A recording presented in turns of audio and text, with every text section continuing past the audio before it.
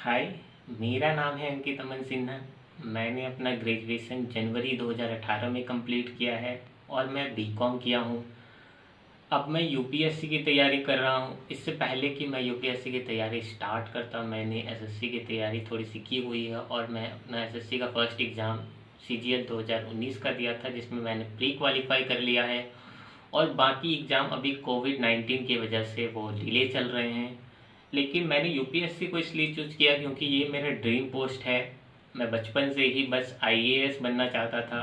तो इस वीडियो में मैं आपको बताऊंगा कि यूपीएससी की प्रिपरेशन की क्या स्ट्रेटजी होनी चाहिए, कैसे करना है, कब करना है, कहाँ से करना है। क्योंकि मैं सेल्फ स्टडी कर रहा हूँ, तो मुझे लगता है मैं आपके लिए अच्छे से वीडियो बना पाऊँगा। और अगर ये वीडियो देखने के बाद आपको थोड़ी सी भी हेल्प होती है तो मुझे बहुत अच्छा लगेगा। क्योंकि कुछ लोग होते हैं जो बिगनर्स होते हैं, उन्हें बहुत प्रॉब्लम होती है स्टार्टिंग करने में, कहाँ से करना है, कैसे करना है, उनके अंदर बहुत डाउट्स रहते हैं। मुझे लगता है मैं कुछ हेल्प कर पाऊँगा इस वीडियो के माध्यम से। तो चलिए मैं स्टार्ट करता हूँ कि कैसे करना है। सबसे पहले कैसे करना है, तो इससे पहले स्टार्ट होना चाहिए कि आपको क्यों करना है। सबसे इम्पॉर्टेंट चीज़ यही है कि आपको क्यों करना है। जितना स्ट्रांग होगा ये, उतना ज़्यादा चांसेस बनेंगे आपके यूपीएससी को क्वालिफाई करने के लिए। उसके बाद है कि स्टार्टिंग कहाँ से करनी है। आप किसी भी फैकल्टी के हो, आर्ट्स, साइंस, कॉमर्स, आप कर सकते हो। क्योंकि मैं खुद कॉमर्स से हूँ, तो ये कोई इशू नहीं करता है। अब ये है कि स्टार्ट कैसे करना है, कहाँ से करना है। तो सबसे पहले आपको क्या करना है कि आपको यूपीएससी का सिलेबस और लास्ट 5 ईयर के प्री और मेंस के क्वेश्चन के हार्ड कॉपी निकलवा लेने हैं, या फिर आप मार्केट जाके बुक्स परचेज कर सकते हो। जैसे कि मैंने निकलवा रखा है, आप देख सकते हो, ये है सिलेबस यूपीएससी का। ये सबसे इम्पॉर्टेंट है सिलेबस और प्रीवियस ईयर। ये आप कह सकते हो कि बैकबोन है इस एग्ज़ाम की। इसमें हर वो चीज़ दिया है कि प्री में कौन से टॉपिक्स आते हैं, कितने पेपर होती है। मेंस का हर एक सिलेबस, डिटेल सिलेबस लिखा हुआ है, कौन से टॉपिक्स हैं, कितने पेपर हैं, आपको कितने एग्ज़ाम देने हैं, कौन से टॉपिक्स ने यूपीएससी ने हमें प्रोवाइड किया हुआ है।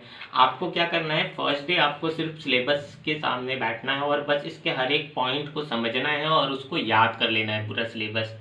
नेक्स्ट डे आप क्या करोगे, जो प्रीवियस ईयर क्वेश्चन आप प्री और मेंस के निकलवाते हो, आप उसको पढ़ोगे और आप ये देखोगे कि जो सिलेबस यूपीएससी ने प्रोवाइड किए हैं उससे कैसे क्वेश्चन आते हैं और आप उस क्वेश्चन को कैसे डील करोगे।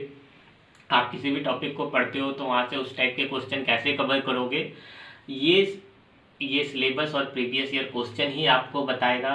अब है कि आपको स्ट्रैटेजी बनानी है कि आप कब एग्ज़ाम दोगे, कब से आप इस तैयारी स्टार्ट करते हो। उस पूरे ड्यूरेशन में तैयारी और इस एग्जामिनेशन के बीच में आप अपने आप को कैसे प्रिपेयर करोगे, कैसे मोटिवेट रहोगे, हर वो चीज़ की स्ट्रैटेजी आपको बनानी है। कैसे बनानी है मैं वो बताऊंगा, बट उससे पहले मैं आपको कुछ दिखाना चाहूँगा। जैसे मैंने कुछ कुछ छोटी छोटी चीज़ें की हुई है जो मुझे हमेशा पुश करते रहती हैं। जैसे आप देख सकते हो, मैंने लैपटॉप में भी आईएएस ट्रेनिंग सेंटर लबासना का पिक लगा रखा है, जो कि हर यूपीएससी तैयारी करने वालों के लिए एक ड्रीम होता है कि मुझे यहाँ तो जाना ही है। तो जब भी मैं लैपटॉप ऑन करता हूँ तो मुझे ये पुश करता है कि मुझे प्रिपरेशन करना है, ऐसे तैयारी करनी है। उसके बाद मैं आपको अपनी स्ट्रेटजी के बारे में बताऊंगा कि कैसे करना है। मैंने सब कुछ डायरी में लिखा हुआ है। जैसे कि आप देख सकते हो, मैं अपनी डायरी में भी अपना नाम, पोस्ट, कौन से ईयर में करना है, हर वो चीज़ लिखा हुआ है, ताकि मैं जब भी डायरी खोलूं मुझे ये मोटिवेट करता रहे, पुश करता रहे कि मुझे ये करना है। अब है कि कुछ चीज़ें हैं जो आपको एडिशनल बुक्स के अलावा भी फॉलो करनी होंगी। बुक्स तो फॉलो करनी है, कौन सी करनी है मैं बाद में बताऊंगा। तो कुछ एक्स्ट्रा वेबसाइट्स हैं जो मैं यहाँ लिखा हुआ हूँ, current affair, GS1, GS2, GS3, GS4 के लिए, ये सब आपको फॉलो करना है। उसके बाद आप ये बना लो कि आपको अपना पूरा इंटायर सिलेबस कैसे मैनेज करना है। मैं यहाँ लिखा हुआ how to manage entire syllabus. जैसे आप देख सकते हो, टारगेट लिखा हुआ है 2022, स्टार्ट जनवरी 2020, जनवरी से मार्च तक GS1, अप्रैल से जून तक GS2, जुलाई से सितंबर तक GS3 और अक्टूबर से दिसंबर तक GS4। ये मेरा 2020 का प्लान है। फिर 21 आएगा, जहाँ पे मैं जो भी नोट्स बनाऊंगा, जो भी पढ़ा हुआ होगा पूरे 2020 में, उसको रिवीजन करना है। उसके बाद टेस्ट भी ज्वाइन करनी है, बहुत सारे टेस्ट देने हैं, क्योंकि ये सबसे इम्पॉर्टेंट है। जिस तरह प्रीवियस ईयर और सिलेबस आपका बैकबोन है, तो ये उसके अंदर का सारा मटेरियल है जो आपको वहाँ तक पहुँचाएगा, लपासना तक। और एटलीस्ट 1500 आंसर राइटिंग प्रैक्टिस मुझे करनी है। आप क्या करो, 1000 to 1500 का टारगेट बनाओ कि इतनी आंसर राइटिंग प्रैक्टिस तो करके जाने ही हैं, क्योंकि आंसर राइटिंग प्रैक्टिस ही वो चीज़ है जो आपका यूपीएससी क्लियर करवाएगी। और 2022 में मुझे एग्ज़ाम देना है। अब आपने ये बना लिया सिलेबस, तो आपके इसको मैनेज करने के लिए आपको रूटीन भी बनानी होगी। मैंने वो भी बना रखा है कि मुझे कब क्या कैसे करना है। आप देख सकते हो मैंने अपना रूटीन बनाया हुआ है। इसमें मैं लिखा हूँ कि 5 AM में वेकअप करना है, 5 से 6 AM मैं एक्सरसाइज मेडिटेशन के लिए रखा हूँ।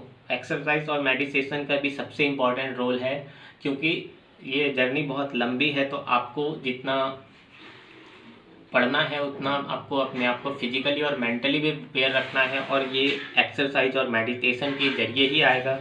फिर आप अपने हिसाब से पूरे डेली रूटीन बना सकते हो। जैसे मैं 6 से 9 में स्टडी करता हूँ, इस तरह मैंने पूरा 5 AM से 12 PM के बीच में हर एक चीज़ प्लान रखा है। लंच, ब्रेकफास्ट, डिनर, हर एक चीज़ मैं बना के रखा हूँ कि मुझे कब करनी है, कैसे करनी है।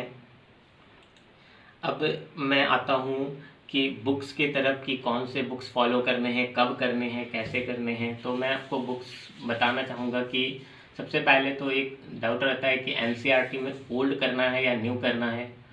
तो मुझे लगता है न्यू सबसे अच्छा रहेगा मेरे लिए, बट आप अपने हिसाब से देख सकते हो। अगर आपको लगता है ओल्ड तो आप ओल्ड भी कर सकते हो, बट मुझे लगता है अगर ओल्ड लेना है तो सिर्फ हिस्ट्री का लेना चाहिए, बाकी सब न्यू लेने में फ़ायदा है, क्योंकि उसमें आपको लेटेस्ट अपडेशन मिल जाएगी। तो मैंने अपने हिसाब से वो बुक ले रखा है, जैसे कि आप देख सकते हो। और एक चीज़ है इम्पॉर्टेंट कि आपको अपने सोर्स जब भी आए तो उसको हमेशा लिमिट रखना है। जितना लिमिटेशन में वो रहेगा उतने ज़्यादा चांसेस आपके बढ़ जाएंगे इसको क्वालिफाई करने के लिए। तो आप देख सकते हो कि हिस्ट्री का यहाँ पे है, यहाँ पे ज्योग्राफी का है। एनसीईआरटी 6 to 12 का मैं ले आया हूँ। आप अगर थोड़े से भी नॉलेजेबल हो तो आप 9 to 12 पढ़ सकते हो, बट मुझे लगता है 6 to 12 को पढ़ लेना चाहिए, क्योंकि आपका बेसिक जितना भी मजबूत होगा आगे आपके चांसेस उतने बढ़ते जाएंगे, कोई प्रॉब्लम नहीं आएगा। हर सब्जेक्ट का एक रेफरेंस बुक आता है। इस सब को जानने के लिए आप गूगल कर सकते हो, आप यूट्यूब पे टॉपर्स के वीडियो देख सकते हो कि कौन से बुक्स को फॉलो करने हैं, कहाँ से करने हैं। तो मैं हिस्ट्री के लिए मॉडर्न इंडिया का बुक लिया हूँ, ज्योग्राफी के लिए जीसी लियोंग का लिया हूँ। एटलस तो सबसे इम्पोर्टेंट है ज्योग्राफी के लिए। एक आर्ट एंड कल्चर सब्जेक्ट होता है जिसके लिए फाइन आर्ट आती है एनसीईआरटी, जो लैपटॉप में है। और Indian art and culture Nitin Singhania की बुक यहाँ पे है। फिर इकोनॉमी के लिए भी एनसीईआरटी 8 to 12 आता है, जो मैं लैपटॉप में डाउनलोड करके रखा हूँ। और रमेश सिंह का बुक इंडियन इकोनॉमी के लिए मैं लेकर रखा हूँ। पॉलिटी के लिए आपको सिर्फ और सिर्फ एम लक्ष्मीकांत की इंडियन पॉलिटी करनी है और कुछ भी नहीं करना है। और आपको पता ही है कि करंट अफेयर भी इक्वली इम्पॉर्टेंट होता है, तो मैंने आपको करंट अफेयर के वेबसाइट्स के बारे में डायरी में बताया। और एक न्यूज़पेपर है, आप फॉलो कर सकते हो, द हिंदू या इंडियन एक्सप्रेस में से कोई एक। मैं सिर्फ द हिंदू को फॉलो करता हूँ।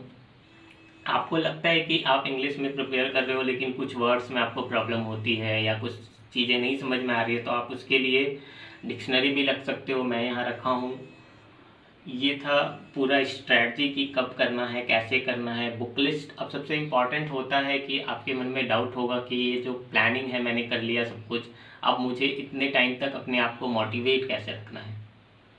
तो मोटिवेशन के लिए मुझे लगता है कि सबसे इम्पॉर्टेंट चीज़ है कि आप अपने लिए सबसे बेस्ट मोटिवेटर भी हो और डीमोटिवेटर भी हो। क्योंकि एक बार आप जब कुछ बना लेते हो, प्लानिंग कर लिया आपने, रूटीन बना लिया आपने, सिलेबस का सारा कुछ कवर कर लिया कि how to manage entire syllabus, सब आपने कर लिया। और जब आप उसको रेगुलरली फॉलो करते जा रहे हो, पूरे ईयर तक अगर आप फॉलो करते हो, तो आपको कभी भी मोटिवेशन की कमी नहीं आएगी। और सिंपल सी बात है, अगर आप यूपीएससी करना चाहते हो तो आप मतलब है कि सिविल सर्वेंट बनना चाहते हो, इसका मतलब है कि आप कंट्री के लिए, सोसाइटी के लिए, हमारे देश के लोगों के लिए कुछ करना चाहते हो। तो वहाँ से भी वो जो मोटिवेशन होगा कि आप क्यों क्या करना चाहते हो, वो हमेशा आपको पुश करता रहेगा। और डीमोटिवेटर आप अपने आप के लिए खुद कैसे हो कि आपने सब कुछ कर लिया, प्लानिंग कर लिया, आपने सब बना लिया, आप सब लिख लिए, लेकिन आप कुछ ही दिन तक फॉलो करते हो, उसके बाद आप फॉलो नहीं कर पा रहे हो, तो यहाँ पे आप अपने लिए डीमोटिवेटर का काम कर रहे हो। तो मोटिवेशन और डीमोटिवेशन दोनों आप खुद ही हो, आपको कहीं एक्स्ट्रा मोटिवेशन की ज़रूरत नहीं पड़ेगी अगर आप प्रॉपरली जिस वे में मैं बता रहा हूँ फॉलो करते हो। मुझे कोई एक्स्ट्रा मोटिवेशन की ज़रूरत नहीं पड़ती, मैं खुद ऐसे ही करता हूँ और मैं सेल्फ स्टडी कर रहा हूँ, मैंने बताया ये। अब है कि आप जहाँ पे रहते हो वहाँ का भी बैकग्राउंड इन्वायरमेंट वैसा ही होना चाहिए। आप अपने रूम को इस तरह से बना लो कि आप जब भी रूम में आओ आपको ये फीलिंग आ जाए कि हाँ मैं एक आईएएस स्टूडेंट के रूम पे हूँ और मुझे इस टाइप से प्रिपरेशन करना है। तो मैं आपको अपने रूम का थोड़ा सा व्यू दिखाऊंगा कि मैं कैसे मैनेज करके रखा हूँ। तो मैं आपको दिखाना चाहूँगा कि जैसे कि आप देख सकते हैं मैंने यहाँ पे मैप लगा रखा है इंडिया का। ये सबसे इम्पॉर्टेंट है। मैप्स कुछ होते हैं जो सबसे इम्पॉर्टेंट होते हैं। आप देखते हो ये रेक है जहाँ पे मैं बहुत सारी किताबें रखा हूँ। मैं स्टडी टेबल के सामने ही बैठा था, यहाँ पे सबसे इम्पॉर्टेंट चीज़ मैं स्टडी टेबल पे ही रखता हूँ। और इधर भी मैंने मैप, वर्ल्ड मैप और इंडियन मैप लगा के रखा है ताकि ये हमेशा मैं जब भी पढ़ रहा हूँ कुछ तो उसको मैप से लोकेट कर सकूँ। मैप सबसे इम्पॉर्टेंट है, इसका हर एक चीज़ आपको याद होना चाहिए। और कुछ मैप्स मैं जहाँ पे सोता हूँ वहाँ पे भी लगा रखा हूँ। जैसे आप देख सकते हो ये मेरा बेड है, मैं यहीं पे सोता हूँ, इसके सामने मैंने मैप वहाँ पे लगा कर रखा है। कभी मैं सो के पढ़ रहा हूँ तो मैं वहाँ से मैप की हेल्प ले सकूँ। ऐसे मैंने अपना इन्वायरमेंट बना के रखा है कि मुझे हमेशा ये याद आता रहे कि मैं सिर्फ और सिर्फ यूपीएससी की तैयारी कर रहा हूँ और मुझे ये कैसे करना है।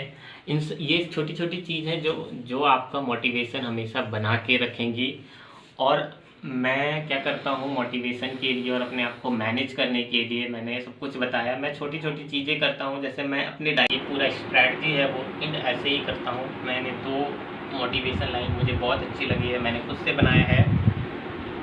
फर्स्ट ये है कि पूछो जो भी पूछना है तुमको, तुम्हारे हर सवाल का जवाब देंगे हम। पूछो जो भी पूछना है तुमको, तुम्हारे हर सवाल का जवाब देंगे हम। और यूपीएससी मुझे हरा सके इतनी दम यूपीएससी में आने नहीं देंगे हम। ये आप खुद पे घमंड नहीं कर रहे हो, बल्कि आप ये कह रहे हो कि हम इतना प्रिपरेशन करके जाएंगे कि आप कितने भी हार्ड क्वेश्चन करो सिलेक्शन तो लेके ही आएंगे। तो ये मुझे बहुत मोटिवेट करता है। और एक और मुझे बहुत अच्छा लगा, मैंने खुद लिखा है, यूपीएससी निकालना है तो हमको मेहनत तो करना पड़ेगा। यूपीएससी निकालना है तो हमको मेहनत तो करना पड़ेगा। हम कल के भरोसे नहीं बैठ सकते, जो कुछ भी करना है हमको आज ही करना पड़ेगा। और मुझे लगता है ये 2 मेरे लिए सबसे मोटिवेशन स्पीच है, इसलिए मैंने ये अपनी डायरी में लिख के रखा है। ऐसे आप भी कर सकते हो। और थैंक यू।